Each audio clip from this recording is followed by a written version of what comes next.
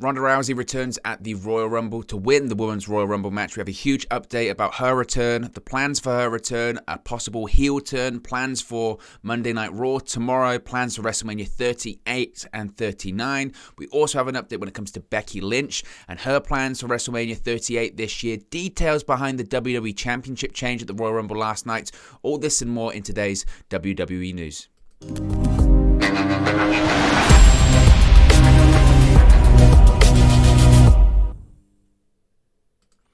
Hey guys, welcome back to Wrestling News 365. Hope everyone is doing very well. So there's plenty to get into when it comes to obviously last night's and the Royal Rumble. Huge events. I mean, my thoughts are there. You can go watch them on the post show. I wasn't particularly thrilled with the show. Newsworthy show, doesn't make it a good show. Particularly both Rumble matches were really poor. Really poor, I felt. Specifically, the men's Rumble I thought was really bad. The women's one last, again, 10-15 minutes was okay, but just bland, very bland. Nevertheless, as I mentioned, it was very newsworthy, especially when it comes to the return of Ronda Rousey, the former UFC bantamweight champion, the former Raw Women's champion, is now back in WWE after a 3-year absence. She came back last night to win the Women's Royal Rumble, and there's a lot to get into when it comes to this. So the last-minute nature of Ronda Rousey's comeback gave rise to a lot of speculation that the company possibly changed plans when it came to the Rumble's finish. Did they have another planned finish? Was maybe like Bianca Belair meant to win the Rumble for a second year in a row, and then Ronda's return came up and they switched gears? Like, what happened? According to Dave Meltzer on the Wrestling Observer radio show, Ronda Rousey was always slated to be victorious in the contest. It was noted that Rousey was the sole contender to win the match after the former Raw Women's champion agreed a deal to return to the company. Meltzer even added that even though the men's Rumble match underwent multiple booking changes, Brock Lesnar coming out on top might have been the original plan. Here's what Meltzer reported about the Rumble finishes, quote, "I'd seen things being said that the women's Rumble match finish was changed, and it was not. You know, ever since like the deal was done for Rousey to do the show and it all came out and everything, she was winning. You know, that was always the finish. So I'm sure it's with flair, even though they were a lot of changes probably." By the way, trying to read a Dave Meltzer transcript is not easy. He does more tangents than me. He says, "I know the men's match was taken, whatever, you know, there are a lot of changes made, but I'm sure with the end result was the end result. The Rousey end result was also scheduled and everything like that." So Dave Meltzer's mumbled garbage there.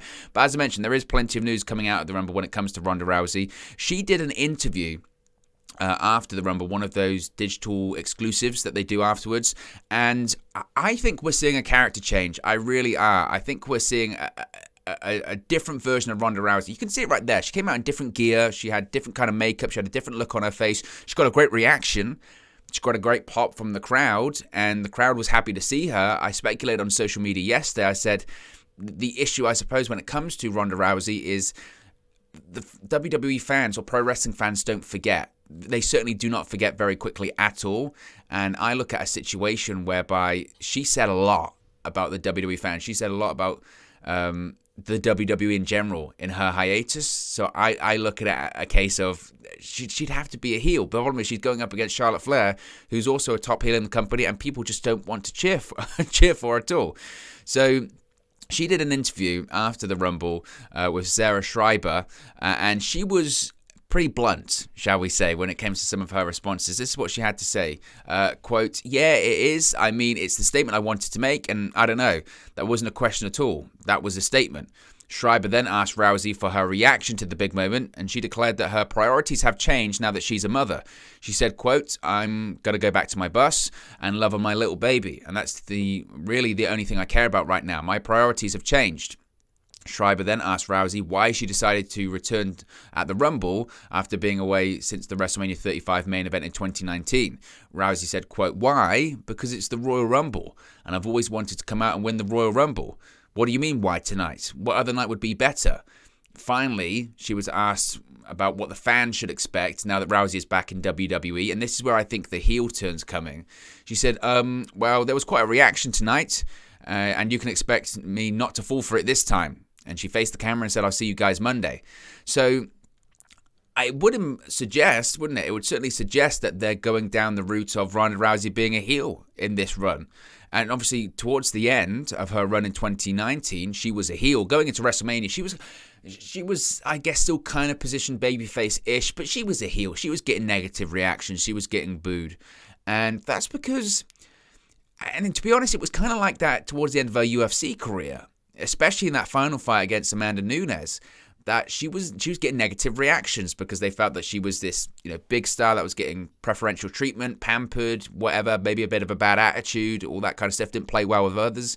And it kind of came across a little bit in the WWE in the last few months of her run there. And then certainly when she was on her hiatus, whether it's in the pandemic or during her pregnancy, she did a couple of interviews. I think she did one with Steve-O. And she basically just completely poo-pooed all over WWE fans, saying they're disrespectful, they don't know what they want, they boo people when they're in the ring, they go into business for themselves, and she's never going to come back full-time. She loves the WWE, but she hates the WWE fans, all that kind of stuff. And everyone watched that at the time. I certainly did and went, well, I would never rule out her coming back, but if she does, she's a huge heel because she said she hates everyone that watches the product. So despite her coming out last night, and this just shows how fickle fans are as well. They hate Ronda Rousey the last time she's there because she's this big, I guess, establishment star. Yet she comes out after a 3-year hiatus and suddenly the crowd's going crazy. They love her.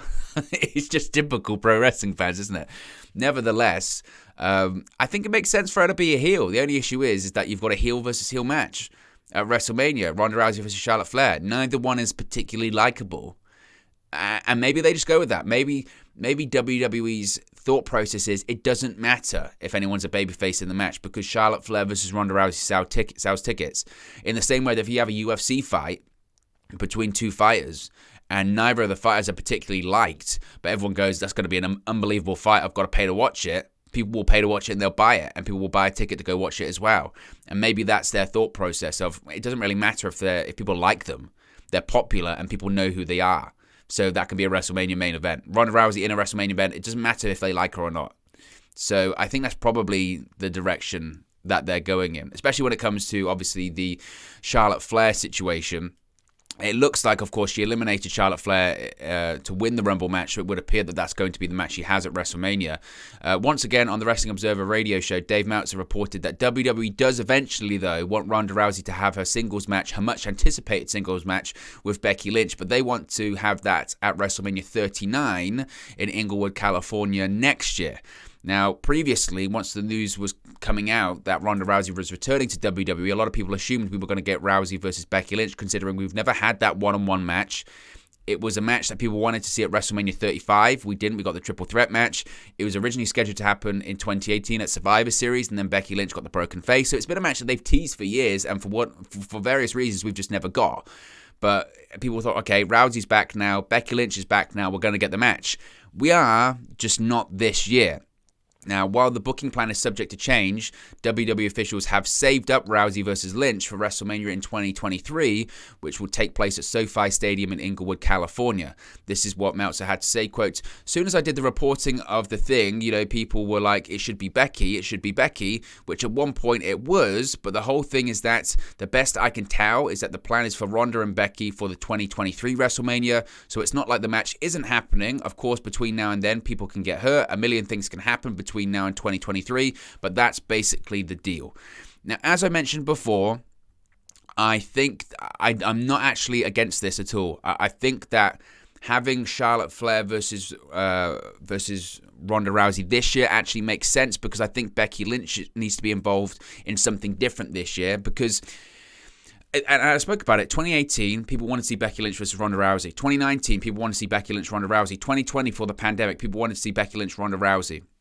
Obviously, 2021 was going to happen because both, Becky Lynch gave birth in the end of 2020. Ronda Rousey was pregnant. She gave birth in 2021. So it was never going to happen that year. But during those 3 years, 2018, 2019, 2020, that was the match people wanted. And arguably, that was the biggest singles women's match that WWE could do. The issue is, in 2022, I'm not sure necessarily that's the match people want to see when it comes to Becky Lynch because Bianca Belair is too important. They nearly successfully built up a star, Bianca Belair. She won the Rumble last year. She won in the main event of Night 1 of WrestleMania last year. It felt like they had successfully made a new star, which WWE is not very good at doing. And the evidence last night is in both Rumble matches. They are terrible at making stars.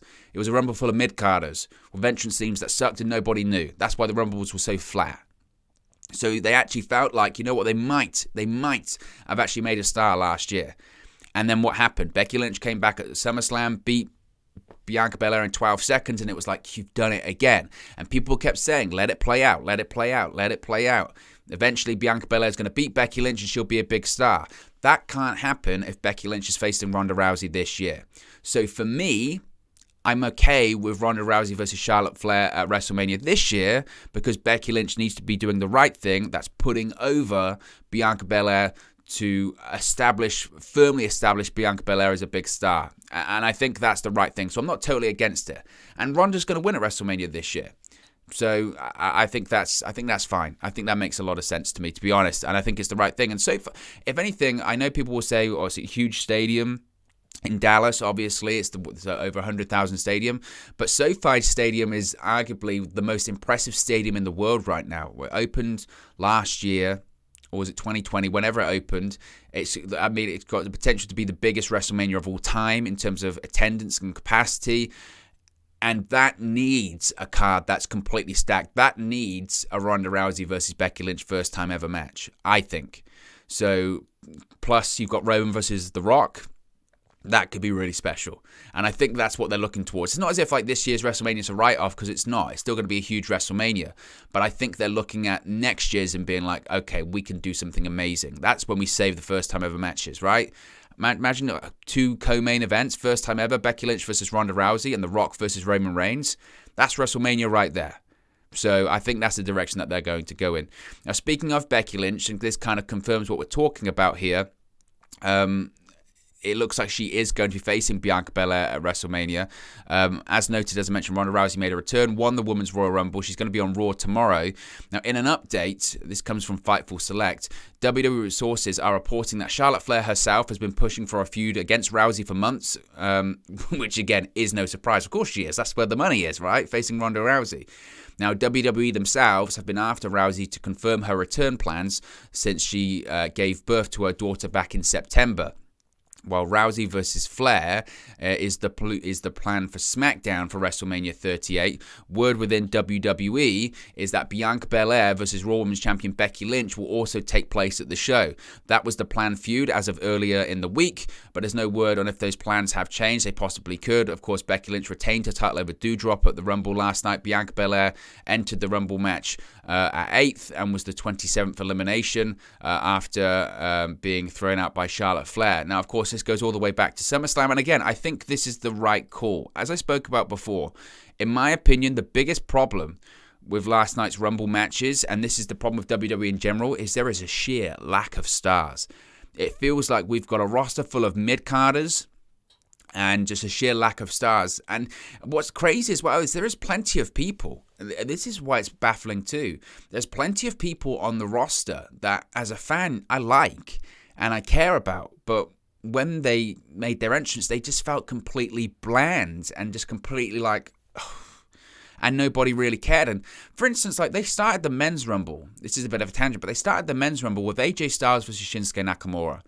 A couple of years ago, that would have been amazing. You'd have been so hyped up. But at the moment, these are mid-card guys. Shinsuke Nakamura is the Intercontinental Champion.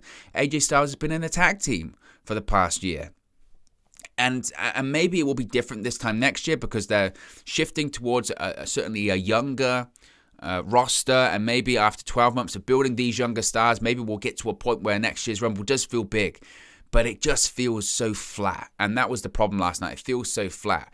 Now, in fairness, and this is why I say the Women's Rumble was better, because I look at the final 6 of the Women's Rumble last night, and you had the likes of Charlotte Flair, Ronda Rousey, Bianca Belair, Lita, Rhea Ripley. You know, you actually had some names in there. You go, okay, they've got some stars there.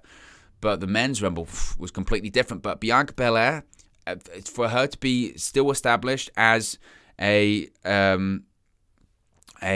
major star, I think she has to beat Becky Lynch. You know, it's one thing beating. I mean, imagine going back to back, 2 years in a row. You beat Sasha Banks to win the SmackDown Women's Championship. The next year, you beat Becky Lynch to win the Raw Women's Championship. Has she done her job since she returned? No.